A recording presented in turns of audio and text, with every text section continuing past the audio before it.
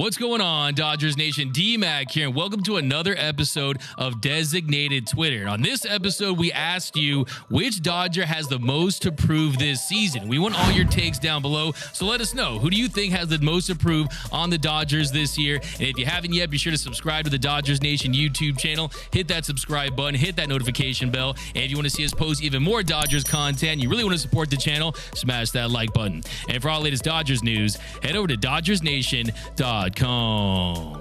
So we asked you guys over on Twitter, which Dodger has the most to prove this season? And let's dive into some of your tweets.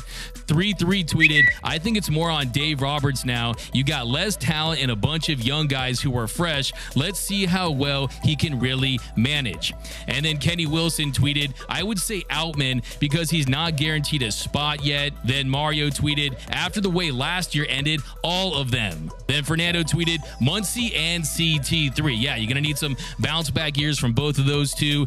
Then Ruben tweeted, Dustin May. Yeah, May looked really good when he returned last year. Definitely struggled with command at times. Didn't even pitch in the postseason. It's going to be a big year for Dustin Mania. JSO tweeted, Roberts and the front office. Yeah, I like the mention of the front office because really they sat on their hands this offseason while the Padres went out there and they made some big signings. They made some big trades last trade deadline. So we'll see. Will this front office make some big moves, some big splash moves during the season, or are they content to run out this lineup, run out this roster to see if it could compete for a title? And then Luis tweeted, Vargas and Rojas. Yeah, Rojas is an interesting name because look, Rojas is a guy that we know he's been a premium defender throughout his career. He's a top 5 defensive shortstop in the game. Only question with Rojas is, can he be a competent bat? Well, he's already looked a lot better this spring training. You can see he's healthy and he has a big opportunity in front of him to be the starting shortstop for the Los Angeles Dodgers, every baseball player's dream. So yeah, to have Rojas in there, it's going to be big. But those were some of their tweets. But ask the staff here that same question. Which Dodger has the most to prove this season? And here were some of their takes. Which Dodger has the most to prove this season? All right, you can go a few ways with this. You can look at Dustin May. He's coming off the injury. The Tommy John came back last year. Mixed success on the mound.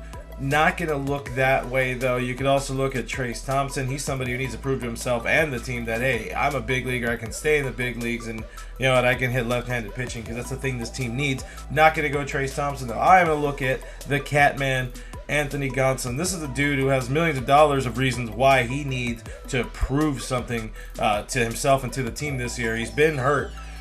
Each of the last 2 years, he's been ineffective pretty much all of his playoff career. Some of it from injury, some of it from just the circumstance of the Dodgers maybe not getting him in the best position to succeed in the postseason. But guess what? This is a guy that if he's healthy, if he's productive, if he can get anywhere near what he did in 2022 All-Star season, then maybe the team doesn't need to go out and make a trade at the deadline. Maybe they don't need to go and get a Corbin Burns or something like that, or they need to fill a spot elsewhere. They can hold on to some of them big-time prospects, Stone, Miller, all that kind of stuff. So, shorter, Tony Gonsolin's the guy who has a lot to prove this season. He's got to stay healthy. He's got to stay effective for these Los Angeles Dodgers.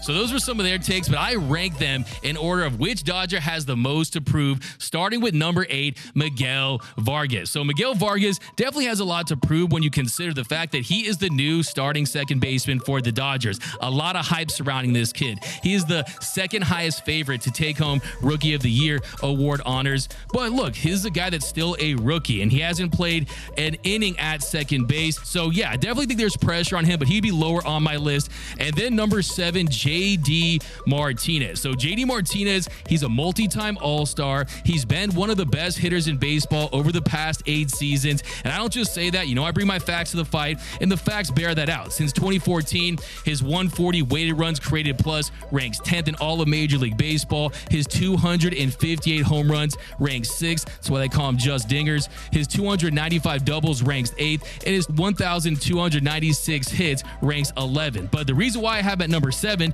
is because he signed a prove-it deal. He signed a 1-year, $10 million contract when he had multi-year offers out there because he wanted to join the Dodgers and reestablish himself as one of the best hitters in the game. He's going to be the muscle in that Dodgers lineup, and I have him at number 7. He hasn't looked that great so far this spring, but I will say back in 2019, he hit like 200 during spring training, and he went on to have an all-star season where he hit 36 bombs. So look, JD Martinez is a guy that he uses spring training to refine his swing, and once you start to see him driving the ball to left center field, to going gap to gap, that's when you know he's feeling right at the plate. And then number 6 is Trace Thompson. So is he going to build on the success he had last year, or are the Dodgers going to be without a Trace? Is he going to continue on what he did last season? Because look, he was one of the best stories in baseball, a feel-good story. But the question I have is the clock going to strike midnight on Cinderella Man? Is that carriage going to turn into a pumpkin? Because there were some signs last year that pointed to some regression this season. First, you have those reverse splits. He had a 621 OPS versus lefties. He had 1,010 OPS against righties. So those reverse splits, those don't work out in his favor. But what you have to consider is you're not going to be facing as many lefties. So there could still be a role for him on this team. You also look at his batting average on balls in play. He had a 374 BABIP last season. That was the highest in all of Major League Baseball for hitters with at least 250 plate appearances. So that tells you that he benefited from some good luck. So will you get some regression to the mean with Trace Thompson? I definitely think that if you can produce similar numbers that he did last season, we're at a 142 weighted runs created plus. His bat was 42% higher than league average. He had 13 bombs in 74 games and 239 plate appearances. He punished mistakes all season long, but that swing is looking long during spring training. That swing is longer than the line at Space Mountain at Disneyland right now. Okay, he needs to shorten that swing. I think he should look at what Jason Hayward is doing, get a little more comfortable in the box, but this organization does still believe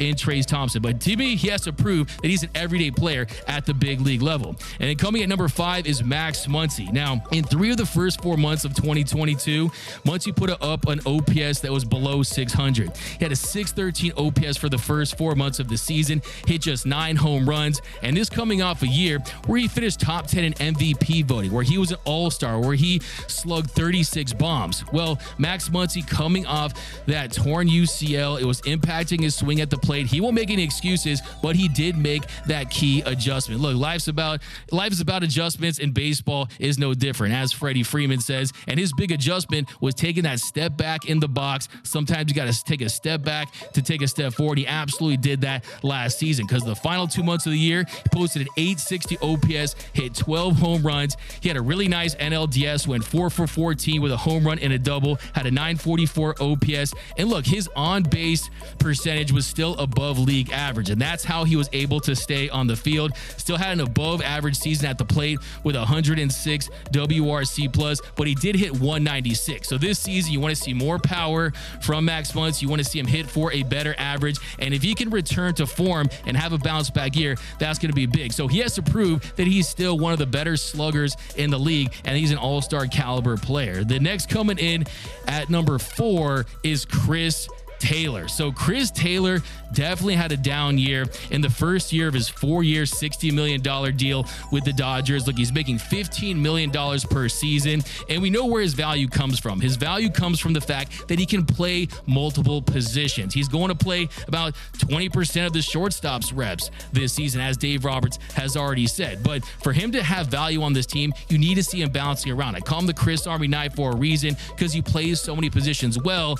But if he's not having success at the plate and he's struggling like he did last year, it's going to be tough to keep him on the field, because last season his 35.2% strikeout rate was the highest strikeout rate in the league for batters with a minimum of 450 plate appearances. I called him Chris Taylor, swing and miss Chris. And look, we know that that's a part of his game. He is going to strike out a lot, but you want it to return to his career norms at around 28%. You want to see those extra base hits come back, and you really want to see him stay healthy, because last year he was dealing with injuries. place. He had that fractured foot, and I think this is going to be a big year for Chris Taylor, and it's going to be a big test. So what he has to prove is that he has to say, hey, do I live up to that contract? Was that a good signing by Andrew Friedman? Can I get back to, at the very least, league average? And also, he has to prove that he can still play that shortstop position at the very least a competent level. So big year for Chris Taylor. And then we're getting into our top three. Number 3 Dodger with the most approved this year is Noah Syndergaard. And the reason why I have him at number 3 is a lot like JD Martinez. He signed a prove-it deal. He's a guy who had multi-year offers out there, but he ended up signing with the Dodgers on that 1-year, $13 million contract. And he said about the Dodgers, everything they touch turns to gold. He also said he sees no excuse as to why he can't get back to throwing 100 miles per hour. And so far during spring training, he's hovering around 94 miles per hour. Last season, his heater averaged 93.6 miles per hour on that sinker. He's throwing less four-seam fastball. He's really turned into more of a ground ball pitcher at this stage of his career. But what he has to prove is that he's one of the frontline starters in baseball again, that he does have that velocity back. And I think at this point, he really kind of is who he is. And I think you're going to see him continue with his stellar command and really just be an innings eater. And that's what you want from Noah Syndergaard. You're not asking for him to win the Cy Young Award. You just want him to be solid. And I think he's capable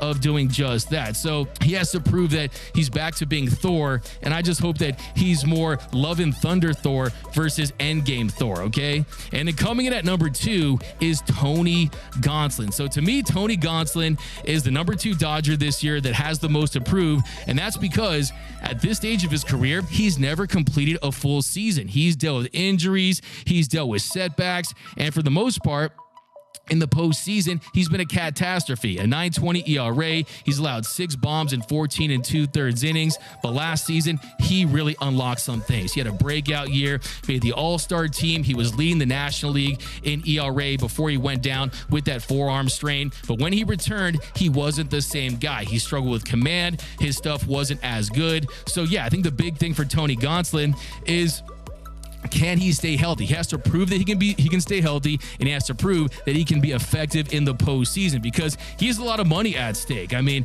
if you look at the deal he signed, that 2-year contract extension, that could increase his salary by over $3 million with those incentives. So if he makes 24 starts like he did last season, he's going to be in good shape, but he's already rolled his ankle during spring training. He's dealt with injuries throughout his career. We know that forearm strain has a lot to do with that split finger change, and that is a pitch that definitely takes its toll on your arm. So yeah, I mean, last year he more than doubled his innings count at the big league level. So I'm very interested to see how Tony Gonsolin comes back and performs this season. But I think one important thing to note is that you're not expecting Tony Gonsolin to go out there and be a frontline starter. He does not have to be the ace for this team. He just needs to be a solid number 4 or 5 starter and just go out there, pitch deeper into games, attack the zone, trust his defense. And I think he has a good chance of coming close to replicating what he did last season. But a lot like Thompson, there are some numbers that point to some regression. His 207 BABIP last year was the lowest in the league for pitchers that threw a minimum of 130 innings. So he definitely benefited from some solid defense. He also benefited from the shift and the way the Dodgers can place guys in spots that can help them get out. So I'm interested to see how he pitches with more of a balanced defense and the restriction on the shift. And then coming in at number 1 is Dave Roberts. Mr. Dave Roberts, I think, still has a lot to prove as the Dodgers manager. I always say that he has to win 2 rings to really win 1 ring for this franchise and for this club, because look, I think people out there want to see Dave Roberts and see how he manages when the deck isn't as stacked as it was last season. Look, for the first time in quite some time, the Dodgers aren't the most talented team in their own division. When you look at what the Padres did, the fact that they're still favored by a lot of pundits to win this division, I think Dave Roberts this year is going to go out there and say, hey, I don't rely on just having all these superstars. I can go out there and manage. And just from my own eyes, what I've seen from Dave Roberts is the buy-in, is the confidence that he instills his players with. And Dave is a guy that he's in this for the long haul. And I know Dodger fans don't want to hear this, but look, every eligible manager in MLB history with at least 2,000 wins and a World Series title has a spot in in Cooperstown, has made the Hall of Fame. If Dave Roberts wins another World Series title, there's a good chance that number 30 is going to be retired someday. But if the Dodgers have another short postseason run, they get bounced early on in the NLDS, you're going to have Dodger fans clamoring for his firing. That hot seat is going to be hotter than lava if he can't get the Dodgers into a deep postseason run. So he would be my number one right now. But let me know down below in the comments section, who do you have as the Dodger with the most to prove this season? We know there's a lot of guys on this team that really have nothing to prove. The Freddie Freemans, the Mookie Bettses, the Clayton Kershaws, even Julio Urias. I think I'll throw in a bonus one for Julio Urias, and I think he's firmly established himself as one of the elite starting pitchers in all of Major League Baseball. But what I want to see from Julio this season, I want to see the Urias carry this team throughout the postseason as a starting pitcher. We saw him do it out of the bullpen as a reliever in 2020, but let's see if he can do it as a starting pitcher. Can he have his moment where he just puts this team on his back like a Steven Strasburg did back in 2019? Because if he does that, he might price himself out of LA and be looking at a $280 to $300 million deal. So a lot is riding on this season for Julio Urias, but really this organization as a whole has to prove a lot to their fans when you consider they won 111 games last season and didn't go deep into the postseason. But let me know down below in the comments section, who do you think has the most to prove for the Dodgers this year? I want all your takes down below. And if you haven't yet, be sure to subscribe to the Dodgers Nation YouTube channel. Hit that subscribe button, hit that notification bell. And if you really want to support the channel, smash that like button. And until next time, think blue, bleed blue, and I'm out.